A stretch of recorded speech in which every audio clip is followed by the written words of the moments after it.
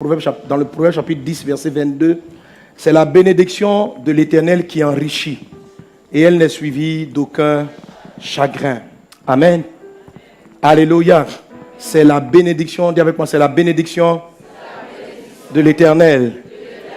La bénédiction du Seigneur qui enrichit, et elle ne se fait suivre d'aucun chagrin. Alléluia. En fait, ce qu'il est en train de dire, c'est qu'elle n'est suivie d'aucun chagrin. Il veut dire que quand la bénédiction de Dieu arrive pour te donner de prospérer, c'est une prospérité qui n'est pas pénible. C'est facile. Il y a la grâce, il y a la faveur. C'est fluide. C'est fluide. Alléluia. Alléluia. Que cela soit ton partage dans le nom de Jésus. Quand Dieu déclare une chose, il a une parole qu'on appelle les paroles créatrices, il crée. Mais la bénédiction, les paroles créatrices ne rendent pas riches. C'est la bénédiction qui enrichit. Vous me suivez? Amen.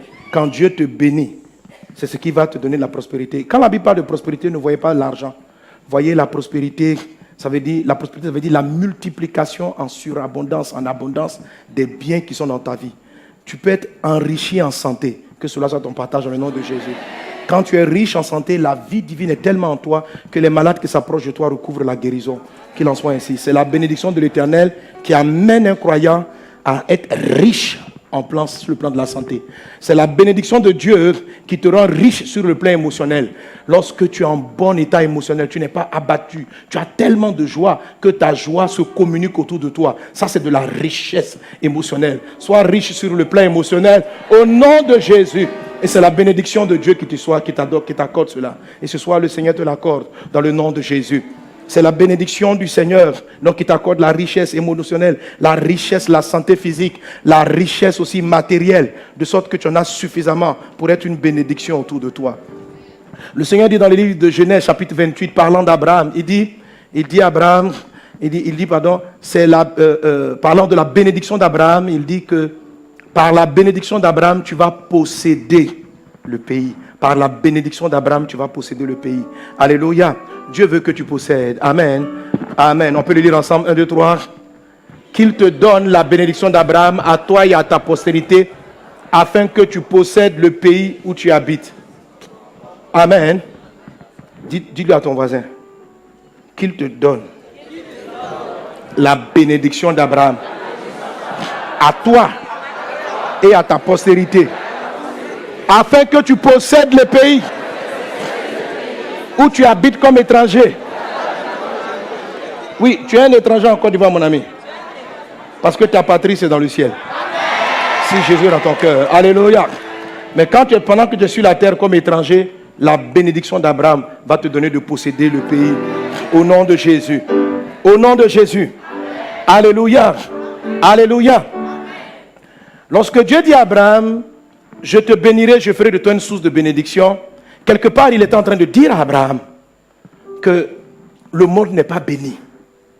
Il dit, par toi, je bénirai les nations. Ça veut dire que les nations n'étaient pas encore bénies. Si les nations n'étaient pas bénies, pourquoi les nations ne sont-elles pas bénies? Parce qu'il y avait des malédictions qui travaillaient contre elles. Le pays dans lequel tu es, l'endroit dans lequel tu te trouves, te combat. Et c'est pourquoi tu as besoin de cette bénédiction. Dites la bénédiction d'Abraham afin de posséder le pays. Qu'il en soit ainsi dans le nom de Jésus. Qu'il en soit ainsi dans le nom de Jésus. Alléluia. Amen. Un des enfants d'Abraham, un des petits-fils d'Abraham du nom de Jacob a reçu la bénédiction de la part de son père. Son père le regarde et puis son père lui dit, quand il le bénit, il dit, je te donne la rosée du ciel. Je te donne le mou de la terre. Il dit, je te donne la porte de tes ennemis. Il dit, je te donne la rosée du ciel. Juste en parole, la bénédiction est trop puissante. La bénédiction est une âme puissante. Si on te propose 1 milliard et on te propose la bénédiction, laisse 1 milliard, prends la bénédiction. 1 milliard n'enrichit pas. La bénédiction te rendra riche. Tu dis amen, il y en a qui ne veut pas dire amen. Arrête. Il dit mon frère, il dit pas ça en vérité. Hein? Si on amène 1 milliard et puis on dit la bénédiction, je vais aller sur le concret. Pourtant, les anciens, comme Jacob et Ésaü, avaient compris la différence. Si vous lisez la parole de Dieu, vous allez vous rendre compte que Jacob et Ésaü, les fils de Isaac, qui est lui-même fils d'Abraham, se sont battus, non pas à cause de l'héritage matériel de leur père, mais à cause de la parole de bénédiction. Leur papa appelé Isaac était extrêmement riche.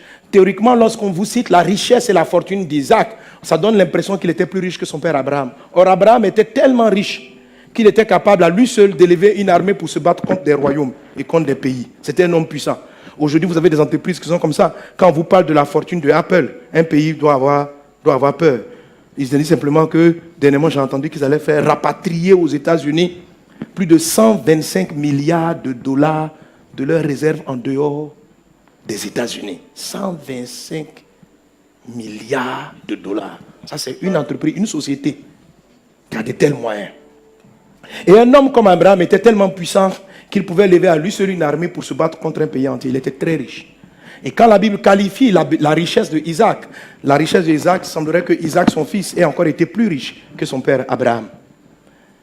Et quand on qualifie la richesse de Jacob, il semblerait que la richesse de Jacob soit encore plus grande que celle de Isaac. Elle a allé de gloire en gloire. Mais Jacob, après que son père lui bénit, a déclaré, je te donne toutes ces choses. Jacob a dû d'art quitter la maison de son père parce que Ésaü, étant fâché, a voulu tuer son frère Jacob parce que Jacob avait pris la bénédiction à sa place. Jacob a fui sans argent. Il dit lui-même dans un texte de la parole de Dieu, il dit, j'ai quitté la maison de mon père juste avec un bâton. Est-ce que Jacob lui-même déclare? Lorsqu'il arrive, il arrive en Mésopotamie. La Mésopotamie, c'est un pays que Dieu avait pratiquement maudit en demandant à Abraham de quitter cet endroit-là parce que l'endroit ne sentait pas bon. Jacob avait sur lui la bénédiction de son père. Il est reparti en Mésopotamie où il y avait son oncle là-bas. Il était dans un environnement où il y avait un homme escroc, des gens pleins de méchanceté. On voulait le tromper sur le plan du mariage. On voulait le tromper dans tous les domaines. On lui a donné des choses pour lesquelles on n'allait jamais le payer. Mais l'enfant n'était pas venu avec la grande richesse de son père Isaac. Mais il avait une seule chose, la bénédiction. La bénédiction va travailler en sa faveur. Tout ce qui était contre lui va se retourner en sa faveur. Et Jacob va devenir riche.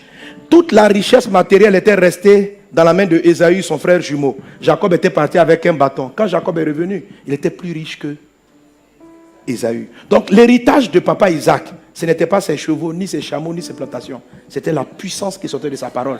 C'est pourquoi Jacob et Ésaü se sont battus pour la parole. Pas pour les chevaux de papa, pas pour les chameaux de papa, pas pour le champ de blé de papa. Ne cherchez pas l'héritage qu'on a écrit devant le notaire. Il y a un héritage qui est dans le ciel et qui vous est réservé. Il est puissant. Sachez honorer la bénédiction. C'est de ça que je suis en train de vous parler. Je suis en train de vous dire que la terre de cette nation et les pays dans lesquels vous vous trouvez, vous êtes hostiles. Vous êtes des étrangers. Les choses ne vont pas être faciles. Il y a eu des malédictions qui ont été prononcées avant même que vous ne naissiez, qui vous combattent dans l'atmosphère. Peut-être même que votre parent a fait une erreur ou a commis un grave acte dans le passé, au point où il y a une condamnation qui est sur votre famille. Il y a tellement de choses qui persistent. Il y a des maladies bizarres qui frappent des générations sans qu'on comprenne d'où elles viennent et comment elles viennent. Elles sont issues de malédictions. Il y a des malédictions, il y a des maladies qui sont totalement propres aux blancs. Il y a des maladies qui sont propres au noir. Quand vous voyez, donnez-moi une maladie comme ça, qu'on ne trouve que chez... Comment? La drépanocytose. C'est ça, la drépanocytose, non? C'est ça? La drépanocytose, par exemple. Oui.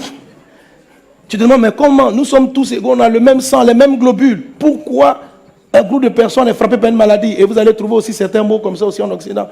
Tous ces genres de maladies sont issus de malédictions. C'est une malédiction. Donc il y a plein de choses qui combattent l'environnement. Donc quand un enfant sort de tes entrailles et qu'il transporte un destin, mais que malheureusement pour lui la malédiction a pu transiter, le frapper d'une drépanocytose, l'enfant va se mettre à se battre contre la maladie pendant longtemps. La malédiction arrive parce qu'il y a une loi de Dieu qui a été déshonorée. Beaucoup de maladies que transportent les personnes viennent de malédiction. Mais la malédiction n'est pas une fatalité, c'est ce dont je suis en train de vous parler. La malédiction peut être neutralisée et doit être neutralisée.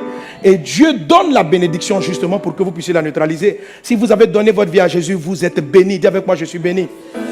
Je suis béni. Dernièrement, je regardais un petit documentaire sur Internet et je voyais que des scientifiques, des gens au Burkina avaient trouvé un remède contre la drépanocytose qui était déclaré incurable.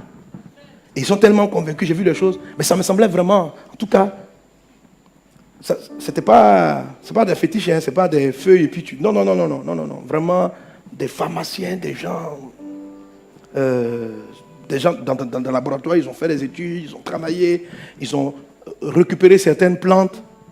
Et ça, par exemple, comment ils ont neutralisé donc cette maladie, si effectivement ça s'avère que ce qu'ils ont fait est fondé? Ça, c'est de la sagesse. C'est ce qu'on appelle la sagesse. Mais quelle est la sagesse qui vient apporter un remède qui neutralise une malédiction? C'est ce que j'appelle la sagesse du serpent. Elle vient de l'observation. De l'observation, dans ce cas-ci, des plantes, de leurs effets, de leurs conséquences. Si vous savez observer la nature, si vous avez observé les phénomènes, que vous soyez dans le domaine de la santé, si Dieu veut vous bénir et vous utiliser dans le domaine de la santé, il va vous donner un savoir-faire spécial dans un domaine, de sorte que vous soyez capable de trouver les solutions que Dieu a cachées dans la nature, afin de venir neutraliser les malédictions. Que cela soit ton partage dans le nom de Jésus. Et vous tous ici, cette bénédiction est en vous. C'est le premier côté de la bénédiction. Quand la bénédiction vient, elle vous donne des capacités surnaturelles. Manifestez-les pleinement dans le nom de Jésus.